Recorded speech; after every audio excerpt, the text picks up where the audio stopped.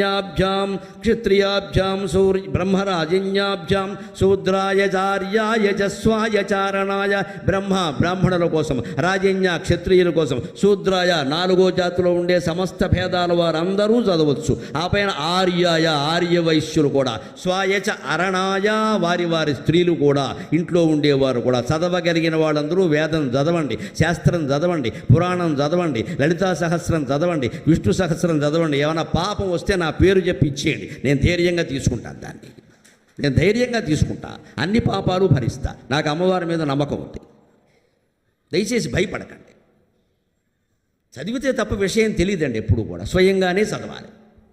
ఎవరో చదువుతారు సుందరకాండ, మనకింత తీర్థం ఇస్తారు, మనకంత బద్ధకంగా ఉన్నాం ఇక్కడ. మన ఇంట్లో ఏదో కావాలా, వారెవరో చదువుతారా, సాయంత్రం వచ్చి తీర్థం పుచ్చుకుంటా, వీడు ఫస్ట్ సినిమాకి వెళ్ళిపోతాడు. ఇక్కడ ఆయన మాత్రం ఎందుకు శ్రద్ధగా చదువుతాడండి? ఆయన డ్రామా ఆయన ఆడేస్తాడు. మళ్ళీ వాళ్ళని అనుకోవడం ఇక్కడ, వాడు శ్రద్ధగా చదవట్లా, నువ్వు చదివే అవకాశం ఇచ్చావు, అక్కడ నువ్వు కూర్చుని చదువు. ఆయన